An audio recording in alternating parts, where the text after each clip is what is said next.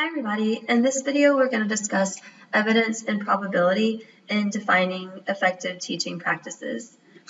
So here are your objectives and then our agenda for the video.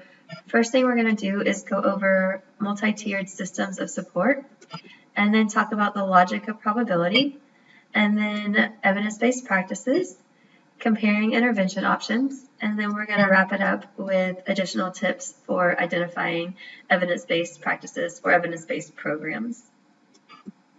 Okay, so before we get started with that, I wanted to touch upon the idea of making sure that you guys are selecting teaching practices and selecting maybe intervention programs or intervention techniques that are based off of science. And that's what we mean when we mean evidence-based. So just going along and using your intuition or your own everyday observations to select some type of intervention isn't really effective, and that you're not systematically observing, you're not using the scientific method. So I want to urge you guys to not just go off of your intuition when you're teaching and you're selecting what interventions to implement, but that you actually go in and you look at the science behind things. You go look at the research studies, you look at websites that have gone through that and have picked out interventions that are evidence-based, and that's what you use. The interventions that science has evaluated and that we've used the scientific method for and that we've systematically observed and all those different things, those are the interventions that are going to be the most effective. And those are the interventions that are going to have the highest probability that they will work with your students. So just to save yourself time and to set your students up for success and all that good stuff, I want you guys to focus on going to the science and picking an intervention that is evidence-based. And that's really what this video talks about, how you do that, what that means, and things like that. So the first thing that I wanted to really talk about are multi-tiered systems of support, or MTSS. So what we typically have is we have this principle called Occam's razor, and basically when you have a couple of hypotheses, you want to pick the one that's the most logical, the most simple. And basically, just to tell you guys a little story, way back in Europe I don't remember when, but they started having, during the middle of the night, people would wake up, people that had cornfields would wake up and there would be these intricate designs in their cornfields. And immediately people thought, aliens are coming down and making these intricate designs. And so they had this huge investigation and things like that. And they actually figured out that it was two guys that got really good with a machine and would sneak into people's cornfields and make these intricate designs. And so you have these two explanations. You have aliens, or you have two guys that snuck into these people's yards and did this. And so when you're faced with these two hypotheses, you always want to make sure you remember your Occam's razor. Pick the simplest, most logical one, and that would be the two guys going in there and doing that. That's the most rational. If you pick the alien theory, you're going to have to describe aliens and where they come from and all these things that make that theory or that hypothesis really just convoluted and brings up a lot more questions than solutions. And what's kind of sad is that people love the alien theories, or the theories that are really kind of convoluted. So I really urge you guys to step away from that. You guys as teachers need, for your own, support and your own time management and everything like that, you need the simplest, most effective interventions that don't require more questions but require solutions. And that's what you get with interventions that are evidence-based.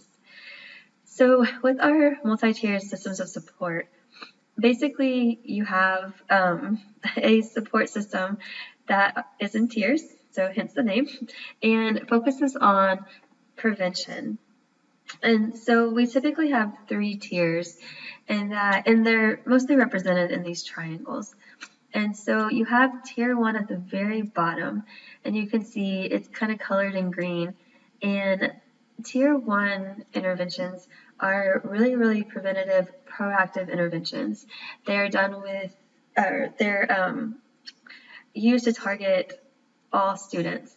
And then if you have students that don't react to your Tier 1 or universal interventions, then you implement what we call Tier 2 or secondary interventions. These would be interventions with maybe some students that are at higher risk, groups of students, things like that. And then if you have students that don't respond to those Tier 2 or those secondary interventions, then you go up to Tier 3, and that's where you get those individual students that just haven't responded to those preventative methods from Tier 2 or Tier 1. These Tier 3 interventions are highly intensive, they're assessment-based, and everything like that. So that's kind of the general overview of multi-tiered systems of support. And the research has shown we have tons of interventions that we can use in this Tier 1 level that can be effective and then can actually prevent us going to these Tier 2 and Tier 3 level interventions. There are two main types of multi-tiered systems of support. We have positive behavior intervention and supports, so PBIS, or response to intervention, or RTI. The response to intervention, or RTI, that's going to be these academic systems. So using this multi-tiered system of support to target academic skills. Your positive behavior interventions and supports, that's going to be these behavioral systems. So this multi-tiered system is a way to target these, making sure you have positive behaviors from kids and that you can reduce challenging behaviors from the very beginning. So you can essentially work on preventing them. Now in this class, we are focusing on the behavioral side. So we're focusing on these positive behavior interventions and supports. And just to reference y'all's classroom management project, we are going to be looking at techniques that you guys can use that are more likely to be Tier 1 and Tier 2 techniques. That's typically what you get with classroom management. When you get into those highly individual strategies, those are going to be up here at your Tier 3. But right now we're focused on, what can we do with all of our students in the classroom to promote effective instruction and to reduce challenging behaviors with our kids with EBDs, just from the very beginning, these preventative measures. So for y'all's classroom management project, y'all are focused on looking at kind of Tier 1 and possibly Tier 2 interventions. But to relate this back to the positive behavior interventions and supports, basically your Tier 1 is kind of your foundation. Like I said, it's your proactive support. You're going to try as hard as you can to prevent unwanted behaviors. So these interventions from a behavioral standpoint are universal to all students. You want to effectively teach appropriate behavior. You want to teach your rules. You want to teach your procedures. And I mean teach, so we want to use our effective teaching techniques. So we want to use our direct instruction. We want to model. We want to have the kids rehearse it. We want to provide feedback. All those things we want to do on what we call kind of a universal level. And then if we have kids that don't respond to those or are still not engaging in appropriate behaviors, then we can go to the second level. And so we can look at small groups of students who are at risk. We might have groups with about 10 students or less or a little bit more. We might work on social skills, self-management. And typically your Tier 1 and Tier 2 strategies are done by just your typical school personnel. And then if you have kids that still don't respond to your Tier 2, that's when, like I said, you go up to Tier 1. And it's only about 1 to 5% of kids that get, Tier 3, that get to Tier 3. But these are those highly individualized assessments where you have typically somebody that is trained, so maybe a behavior analyst or a special ed teacher or somebody like that come in. They're going to do assessments, they're going to figure out what's going on, and they're going to implement a strategy for that individual student. And typically when you get up to Tier 3, you're going to find that this mostly involves kids that do have emotional behavior disorders or autism or operational defiant disorder, conduct disorder, and things like that. However, I do want to make it clear that that's not always the case.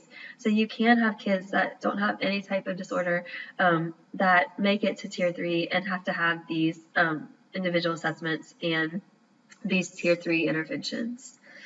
And then just a quick note on the response to intervention. Although that's more on the academic side, with your Tier 1, you're looking at that differentiated instruction, which we also kind of talk about as well in this class. And then, your Tier 2, more your small groups with targeting reading and math and things like that. And then your Tier 3 with kind of those really individualized, intensive tutoring sessions and things like that. Okay, your book gives this example with the flu, and I actually really like it, and especially everything going on in our world with COVID these days. I think it's a really good example of how these multi-tiered systems work and how they can relate to managing behavior and classroom management. So your book talks about Imagine, which we actually kind of don't have to, that there's this really bad strain of the flu that is highly contagious and is kind of sweeping through the population. And if you get it, you have a really, really high fever, and it can result, if you get a really bad case, it can result in you having to have surgery and possibly death. So the first thing that we would do as kind of a school district is to do this Tier 1 intervention. So we want to go through and we want to do these preventative strategies across all students. Remember, this is this universal level. So we want to actually teach students a good hygiene. So how to wash hands, the importance of putting your hand towels in the trash, not sharing personal items, coughing into your sleeve, not touching your face, all those different things. And not just telling them, like I mentioned in the previous slide, actually teaching them. So getting in there, doing that effective instruction, modeling, rehearsal, feedback, all those things. And then we need some way to monitor our kids to make sure that they're not contacting the flu. So the idea was that they would do kind of this temperature strip across their head. Now this is not realistic, so we wouldn't do this in real life, but just bear with me on this example because I think it's a good one. So basically you could monitor student progress or student outcomes with these kind of temperature sticks to see which kids are not responding to these universal preventative strategies.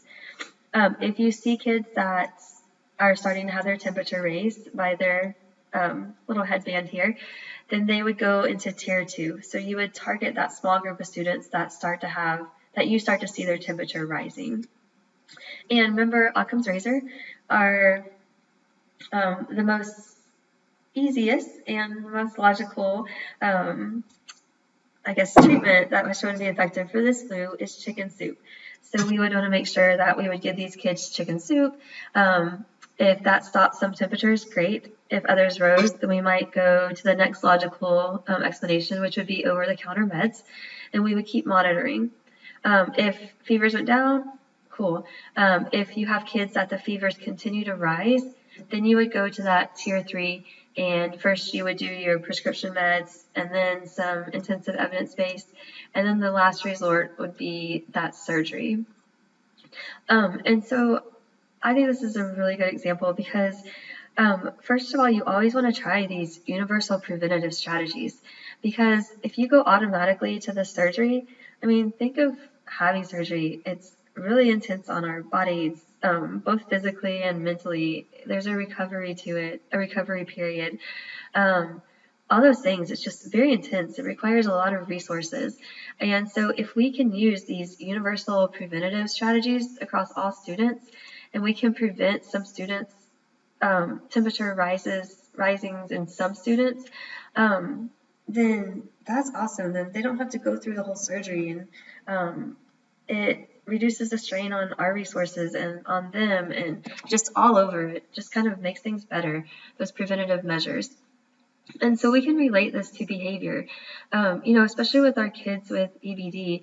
If we look at our Tier 1 and we use our effective instruction and we teach our rules and we teach our procedures, and we have really good classroom management, then a lot of times, not for all of our kids with EBD, but a lot of them, we can actually prevent a lot of challenging behavior. And what we talked about, in our previous chapters are, risk factors and characteristics of kids that have EBD, and then also last chapter with our effective teaching, they don't really get that effective teaching. And so if they can come in at the beginning and you can provide that effective teaching and you can provide that stability and that consistency, and they get that from the beginning, the research shows that they have huge gains in academic skills and behavior skills, they don't engage in challenging behaviors as much and things like that. You can actually save yourself a lot of time and a lot of energy by doing this from the very beginning, because those kids, you're setting them up for success and they're more likely to be successful in that environment and respond correctly and get that good teacher praise and establish those positive relations that they need. And if that doesn't work, then you might do a little more individualized treatment up here. And then if that still doesn't work, that's when you go to those tier 3 really intensive interventions. Okay, I did want to talk a little bit about the logic of probability. I mentioned earlier in this video that if you implement an intervention that is evidence-based, that has science to back it up, you have a high probability that it will be effective. And it can be really hard to identify those interventions that are evidence-based. A couple of reasons. One is that there's a lot of contradictory theories out there. There's a lot of contradictory practices. A lot of times research claims that they're evidence-based, and it's really not. So all that can be really confusing. But regardless, we are ethically bound to select practices and interventions that provide the greatest chance for success. So you have an ethical obligation as a teacher to implement an evidence-based procedure, because our procedures that have been backed by science and that are evidence-based have the greatest chance for success. And all over that, that promotes success in your students. It cuts down resources for you, in implementing these preventative measures, which have been shown to be really effective. You can maybe prevent challenging behaviors from occurring in your classroom. So all over, it just is a better situation for you and the kids. And I wanted to point out that early intervention, so using those tier 1 interventions, is really important to prevent what they call snowballs from going too large in the direction of failure. So I actually love this picture from your book.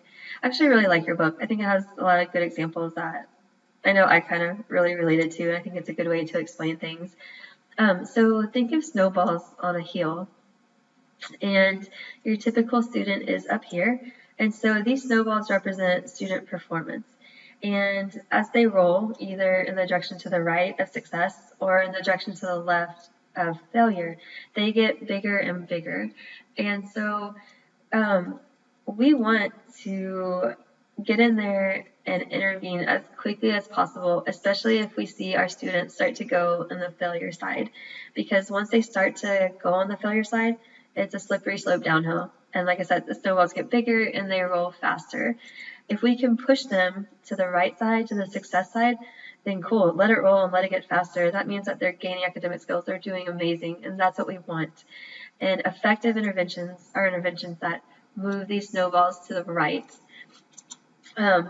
And so what I wanted to point out, and why I think this is kind of such a cool visualization, is that once you get down here, they start going in the failure and you don't intervene, and they start to get in this -2 level, so 2 standard deviations below the mean and things like that, then you have to work harder because your snowball is going faster and it's getting bigger. You have to work harder to get them back up here. And especially those students, our kids with EVDs and things like that, they've had a long history of failure. They are low academically. They don't have good social skills. They don't have good relationships with their teachers. They have this long history of failure. And so you have to work even harder to push them back. So using these, tier 1, these preventative methods are really important to get them on the right side of this hill, the side of success at the beginning. Because if not, you have to work harder and harder and harder to get them back up there. And just to put it in perspective for you guys, a typical student, you need about 3 to 5 successes for every failure. But a kid who is on the hard left, so typically our kids with EBD, they may require 20 plus successes for every failure. So you are working so, significantly harder with our kids that we have let go down the failure side of the curve. All right, with our evidence-based practices, you guys are going to hear a bunch of different terminology pulled around, and this came from the IRIS Center, which is in your module for you guys to look over this week. But here's some different terms and what they all mean. So when we talk about evidence-based practices, we're talking about practices that have a positive effect on student outcomes and that the research design allows one to infer that the practice led to the improvement.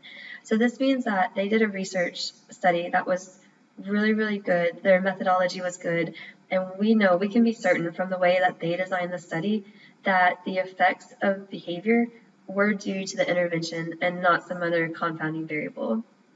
So you get multiple high-quality studies, so not just one study, multiple high-quality studies. And they're also reviewed by a reputable organization. So not your friends, nothing like that. And we'll talk about this in a second. They're peer-reviewed and things like that. You might hear the word promising practice. So if you see hear that a program is a promising practice, then they have shown to have positive effects on learner outcomes, but the research design isn't as solid as your evidence-based practices. And that, yes, there was a positive effect on the learner outcome, but because of the way they designed their research study, we're not really sure that it's because of the intervention. And because of that, there's probably an insignificant number of studies that actually demonstrate that it is effective. If you hear research-based, this means that there's some research studies that support it, some don't, so you got that mixed evidence there. And then also the research design is not that great, so there could be some confounding variables that cause the positive effects in those studies that showed the positive effect. And multiple studies have been conducted, but they're probably not high quality. And then last, you might hear emerging practice. And if you hear emerging practice, that means majority of their evidence is anecdotal evidence, so stories and things like that. And they really don't have good scientific research, either not good scientific research or the research has not been conducted. So we are looking for, as a teacher, and when you deal with kids with EBD or behavior problems and things like that, you always want to use an evidence-based practice. So you get really good research behind it. Like I said, think about our logic of probability. These studies that are evidence-based, that have they're high-quality studies, we know that they work with a large variety of students. Those are going to be your best bet to make sure that you can implement an intervention and it actually be effective, which saves you time and it saves you resources and all that good stuff. Okay, so when you start looking at interventions, how do you actually compare interventions and figure out which ones are evidence-based and which ones are not? It can be hard to do. It can be hard to pick out evidence-based treatments. It's really easy, just like I mentioned earlier in the video, to use your intuition and just pick one. But it takes a little more time to dive into the research and make sure that you have an evidence-based treatment. But it will pay off, I promise. So these are some ways that you guys can use to compare interventions and figure out which interventions are actually evidence-based. So we're going to go through each of these. The first one is that the evidence exists in the form of valid research on the effects of the intervention. So research studies have used the scientific method. They go through a peer review journal process. And what I mean by that is when we talk about the peer review process, this means that a scientist will study something, they'll write about their results, a journal editor, so they'll submit their results to a journal, the journal editor will receive it and send it out to people in the field, and this is what we call peer review process. And this whole process is anonymous. So when the editor sends out the research study to some prominent people in the field that know what they're doing, that know research, that look to make sure that this is actually a really good research study and there is a positive outcome because of the intervention. These researchers over here don't know who the author is, or they shouldn't, and the author doesn't know who reviewed their studies. Each of these reviewers will review it, and they're really looking at the methodology. Is this a good study? Is it a controlled study? Is it effective is the change in behavior due to the intervention? That's what we're really looking for. And so they'll send their reviews back to the editor saying whether they accept or reject the publication. And then the editor will make the final decision. Sometimes it's easy. If all three peer reviewers say that they accept it, the editor has an easy job. If they all say they reject it, editor also has an easy job. But if there's an inconsistent result in these 3 or these 4 people, then that's when the editor kind of steps in and makes the final decision. Also, you guys can go look up make sure that you have good sources, reputable websites that have gone through and figured out whether interventions are evidence-based, sorry. And so this is in your module, but you guys can click on this website and it gives you guys, this is mostly focused towards kids with autism, but it gives you, lots of different interventions that are not evidence-based. So you guys can definitely go look through that. Also, in your IRIS module, which I think is a really good resource, especially if you're teaching, there's a chart in there that looks like this. And they've actually gone through and kind of done the legwork for you guys. So you can look at, if you want to look at behavior in classroom management, here's some programs that you can do, and they've gone through. So building decision skills, they give you a description of it and say this program has demonstrated positive effects on knowledge, attitudes, and values for students in grade 12. So you know the evidence for it. Let's see, they'll tell you, so this one, facing history and ourselves. This program has demonstrated no discernible effects on behavior. So you guys can go through that as well and kind of look through it. They've essentially done the legwork for you guys. You can also do a literature search on your own. So identify a skill or behavior that you want to target.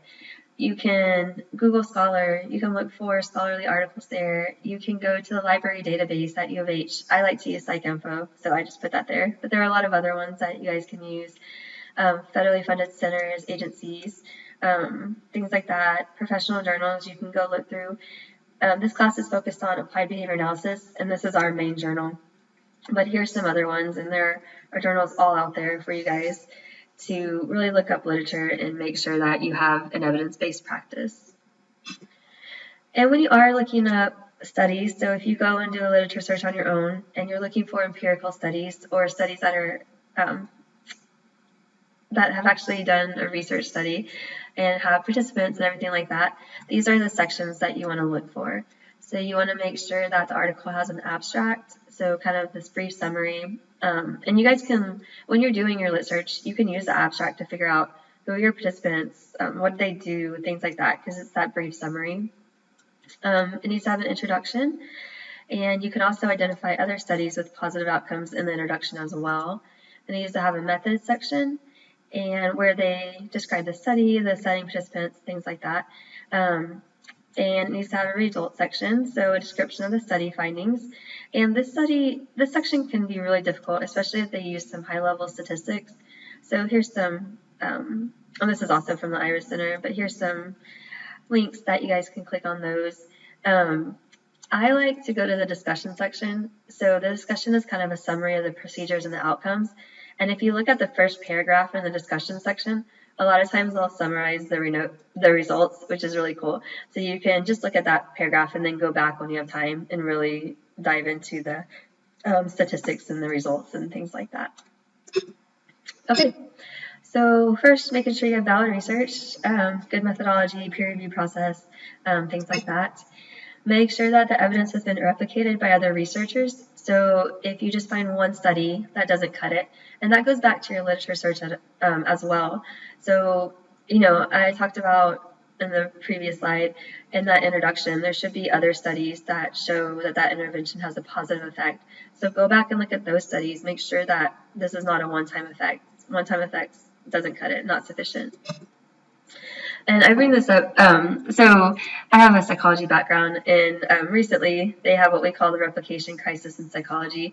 So there have been some studies that we teach in our typical psych classes that we've taught forever, and now people are starting to replicate them and they're not being able to replicate them. So if you guys are interested in that, you can click on this and it'll bring you to that website. Okay, make sure that the researchers in the study have no conflict of interest with study outcomes or anything like that. And so I do have, an example with autism, with this relationship, with this, non-relationship between vaccines and autism. We have tons of research showing that there's no link between vaccines and autism. But the research team, there is a research team that way back in the day, maybe currently, I'm not sure, reported to have data supporting this autism vaccine hypothesis. And the problem with that was that there were huge conflicts of interest within that research team. One of those people was the president of a legal firm that was seeking compensation for people claiming to be harmed by vaccines. So he was actually getting compensation by people saying that vaccines caused autism, which is a huge conflict of interest. And then he also filed with his father 2 patents that were related to a treatment for autism involving a combination of drugs and then also chelation therapy.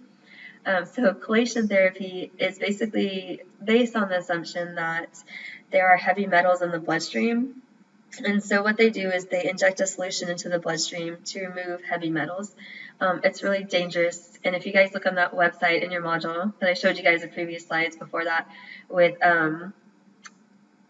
treatments that are not evidence-based for kids with autism, that's one of them. So it can be really dangerous and cause a lot of harm to kids with autism.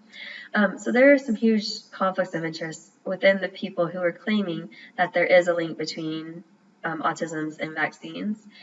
And then I have a video for you guys in your module, and I love this video. It's a TED Talk, and this guy talks about kind of some bad science out there with drug companies and how drug companies, they leave out data in their studies and they distort it and things like that. So I want you guys to watch that because I think it's really interesting just as a consumer. Next, there needs to be direct evidence of a change in student outcomes as a result of the intervention. So you really want to make sure that they're measuring behavior. And here with ABA, which is what we're focusing on in this class, we're looking at graphs. So don't worry about statistics, anything like that. Now, if you guys do read research and there is statistics, make sure, like I said, you're going to watch that TED Talk on the drug studies. Make sure that they've actually reported all the data and things like that. But when you look at graphs, you want to really look at the behavior and make sure that it changes as a result of the intervention. So here, this is the number of responses, and we see, this is just kind of a general graph.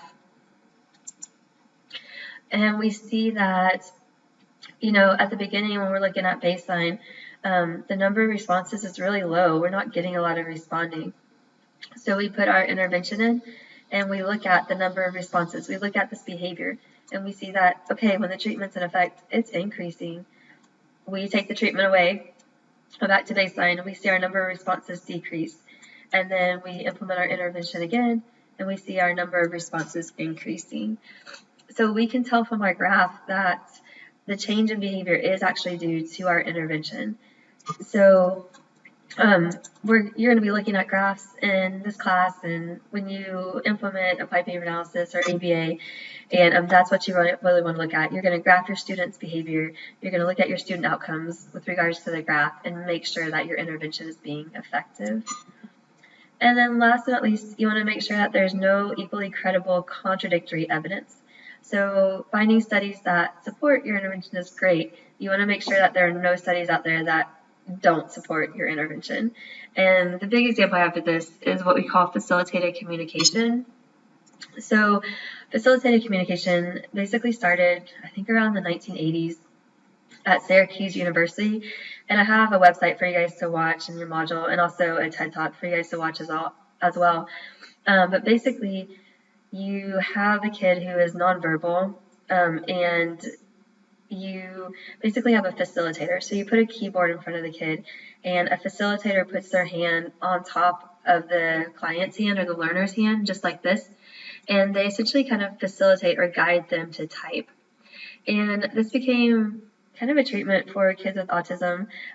We had these kids who were nonverbal, who didn't talk at all, and they started using, therapists started using facilitated communication, and they were writing stories, and they were just communicating all over the place with this facilitated communication. And so it kind of blew up. It was this big fad that kind of caught wind and kind of swept the nation. And it was all good until we had kids with autism who were using facilitated communication that claim that their parents sexually abused them and things like that. And so when it started getting into the court system, researchers stepped in and said, okay, we really need to investigate this and figure out what's going on. Are these kids really typing, or is something else going on? And so they did a bunch of research studies, and you guys can watch the videos on them.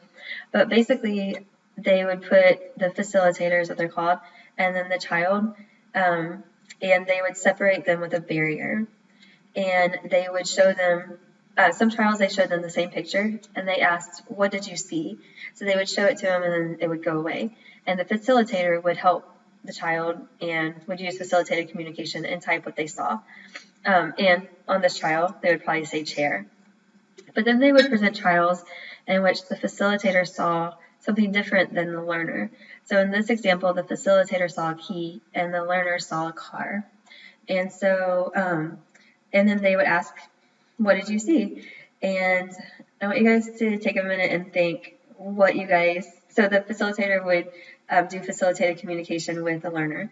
And I want you guys to think, well, what do you guys think that the learner said that he or she saw? And if you answered a key, that was correct.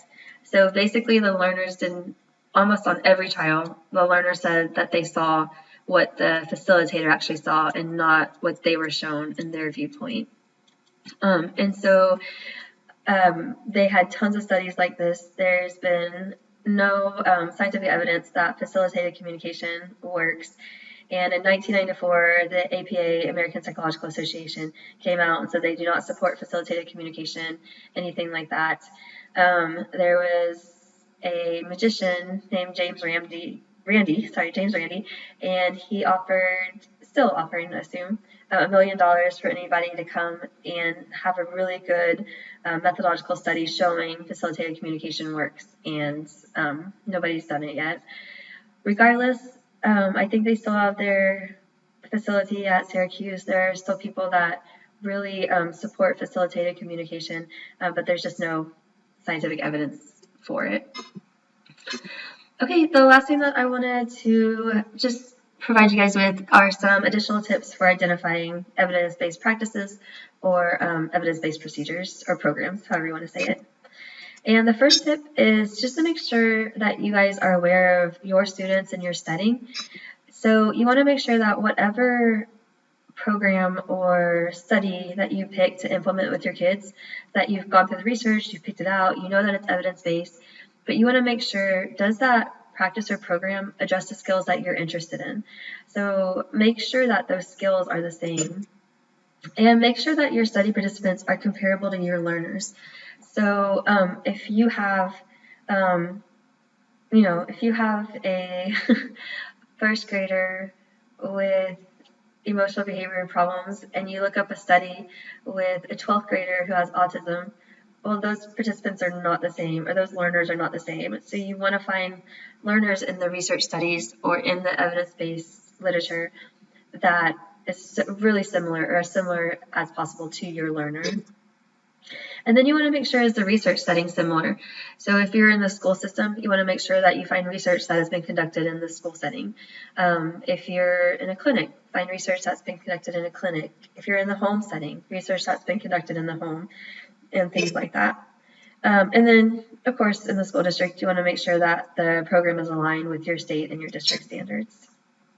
And then, once again, this is similar to the research setting, but making sure the conditions in the research are similar to the ones that you have in your setting. So look at your setting, look at your students. The more similar your setting and your students are to what they did in the research study, the more likely that program is going to be effective with your learners.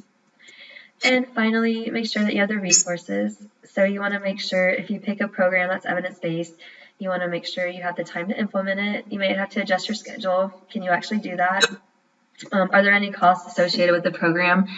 Sometimes you have to go outside to buy these programs and they might cost a little bit of money. So do you have to pay for it on your own? Will your district pay for it? Will your school pay for it? Things like that.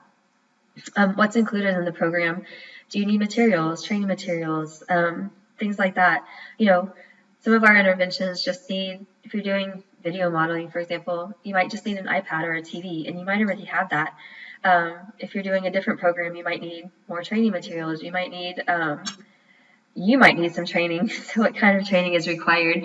It might be something easy for you to implement, or you might have to go do a workshop or do some training on it. And do you have the time to do that? So all those things come into play when you're actually picking a program that is evidence-based. All right, guys, good job. Thank you guys all for listening. Just to summarize, well, first of all, I love this little dog. He makes me laugh. But we talked about science and how important it is to pick programs that are science-based and empirically supported and evidence-based. We talked about multi-tiered systems of support. We talked about the flu example and related that to, the PBIS and then the RTI and things like that. We talked about the logic of probability. So I gave you guys that snowball example. That was also in your book. We talked about some terminology and that you want to make sure that you pick a program that is evidence-based. And then we talked a lot about comparing interventions. So making sure that you have studies that went through a peer review process. They're high-quality studies. There are multiple studies. It's not just a one-time effect. There's no conflict of interest and things like that. And then we talked about some additional tips, making sure that your students in your setting are similar to the ones in the program that you want to implement, and also making sure that you have the resources to implement that program as well. So, all right, thanks for listening, guys, and please let me know if you have any questions.